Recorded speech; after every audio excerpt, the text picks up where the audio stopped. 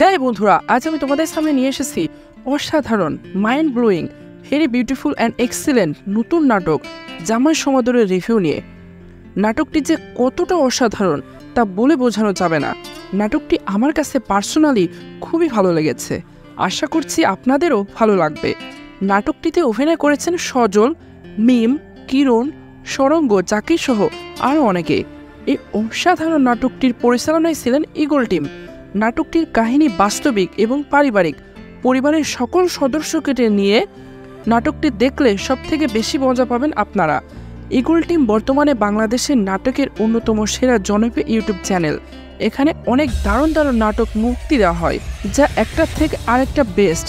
এই নাটকটি আমার কাছে এত ভালো লাগার কারণ এই নাটকের কাহিনী। এই নাটকের কাহিনীটি খুবই দারুণ ছিল, আর সবথেকে বেস্ট ছিল এই গল্পটিকে এত দারুণভাবে তুলে ধরা। আপনারা নাটকটি দেখার পর মুগ্ধ হয়ে যাবেন, 1 মিনিটের জন্য বোরিং ফিল করবেন না আপনারা। প্রতিটি মিনিটই খুবই উপভোগ্য। যারা নতুন বিয়ে করেছে বা যাদের বাড়িতে নতুন বিয়ে হয়েছে তাদের জন্য নাটকটি বেস্ট। আপনাদের হৃদয় ছুঁয়ে যাবে নাটকটির গল্প। নাটকের কাহিনীতে আমরা দেখতে পাই সজল তার বউ মিমকে নিয়ে তার শ্বশুর বাড়িতে বেড়াতে আসে। তার শ্বশুররা গরিব এবং সজলের অবস্থা অনেক ভালো। তার শ্বশুর বাড়িতে রাস্তা চিকন হওয়ায় তাকে হেঁটে যেতে হয় বলে সে বিরক্ত হয়।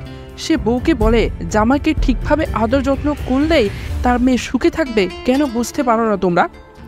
এবং মিমের কথাবার্তা শুনে আমরা বুঝতে পারি সে তার স্বামীকে অনেক সম্মান করে এবং তার সাথে তর্ক না করে সে যা বলে তা মেনে নেওয়ার চেষ্টা করে, এবং সে অনেকটাই স্বামী ভক্ত, যার মাধ্যমে আমাদের কাছে নাটকটি আরও উপভোগ্য মনে হয়। নাটকে আমরা দেখতে পাই জামাই আসা উপলক্ষে মিমের বাবা অনেক বাজার করে এবং তার মা অনেক রান্না করে। তারপর মিমের বাবা মিমের মায়ের কথায় 2টা মুরগি কিনে নিয়ে আসে, কিন্তু সজলের মুরগি 2টা পছন্দ হয় না। সে আরও বড় মুরগি নিয়ে আসতে বলে এবং এইটা ওইটা খেতে চায় এবং নানান বাহানা করতে থাকে। তার গরম লাগছে, ফ্যান লাগবে।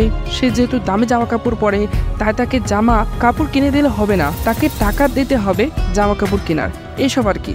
অন্যদিকে আমরা দেখতে পাই তার মেয়েকে বিয়ে দিতেই অনেক টাকা খরচ হয়ে গিয়েছে মিমের বাবার, আবার অনেক ধার দিলেও হয়ে গেছে।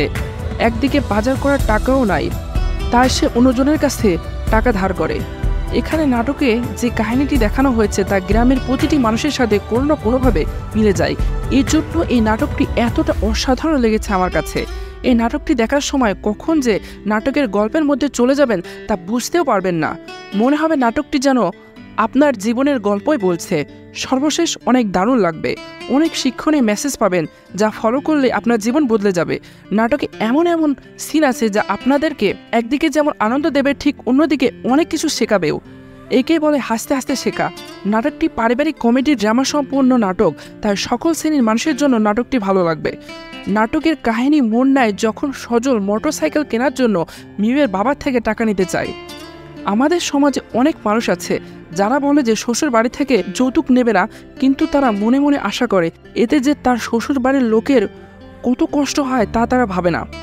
একটা মেয়েকে লালন পালন করতে অনেক কষ্ট হয়। বাবা তার জীবনের থেকেও আদরের মেয়েকে তার জামাইয়ের হাতে তুলে দেয়। একজন বাবার সামর্থ্য থাকলে পৃথিবীটাও সে তার জামাইয়ের হাতে তুলে দেবে, কেন সে চায় তার জানের টুকরা তার মেয়েটা ভালো থাকুক। তারপরও শ্বশুর বাড়ি থেকে কোনো কিছু চাওয়া বা আবদার করা অন্যায়, এটা বুঝতে পারলে প্রতিটি মেয়ের জীবনে সুখের হবে। আবার মিমের ছোট বোনেরও বিয়ে ঠিক হয়ে যায়। একদিকে ছোট মেয়ের বিয়ে, অন্যদিকে তার বড় জামাইয়ের মোটরসাইকেল কেনার টাকা কিভাবে কি হয় তা জানতে পারবেন জামাই সমাদর নাটকটি দেখার মাধ্যমে। নাটকে অনেক টুইস্ট আছে যা আপনাদের খুবই ভালো লাগবে। আমি বলে আপনাদের মজাটা নষ্ট করতে চাই না। নাটকটি দেখার মাধ্যমে আপনারা জানতে পারবেন সজল কি তার মোটরসাইকেলের টাকার জন্য তার বউয়ের সাথে খারাপ ব্যবহার করে, নাকি সব কিছু মেনে নেয়। তার শ্বশুর কি তাকে মোটরসাইকেল কিনে দেয়, নাকি সজল তার শ্বশুর বাড়ির লোকের সাথে খারাপ ব্যবহার করে। আর তার ছোট শালিকারই বা কী হয়, তার বিয়ে হয় নাকি আটকে যায়। সব প্রশ্নের উত্তর পাবেন জামাই সমাদর নাটকটি দেখার মাধ্যমে। আর এমন এমন অসাধারণ অসাধারণ নাটকের রিভিউ দেখতে চাইলে চ্যানেলটি সাবস্ক্রাইব করে ভিডিওতে একটি লাইক দিয়ে দিন। আমি নাটকের রেটিং দিতে চাই 4 আউট অফ 5। 1, সজল মিম সহ সকলের দারুণ অভিনয়ের জন্য। 2, নাটকের গল্পটি এত দারুণ হওয়ার জন্য, সেই সাথে যেভাবে তা তুলে ধরা হয়েছে তার জন্য। 3, নাটকে কমেডির সাথে যে শিক্ষণীয় এবং গুরুত্বপূর্ণ মেসেজ দেওয়া হয়েছে তার জন্য। আর 4, নাটকের colour grading, background music, sound quality এবং বাজেট সব দারুণ ছিল সেজন্য। এক কথায় নাটকটি মাস্ট ওয়াচ। যারা যারা এখনও নাটকটি দেখেননি এখনই দেখে আসুন, আশা করছি আপনাদের খুবই ভালো লাগবে। আর এখনও যারা BTF ভাইরাল স্বামী নাটকের রিভিউটি দেখেননি তারা স্ক্রিনে দেওয়া ভিডিওটি দেখে আসুন।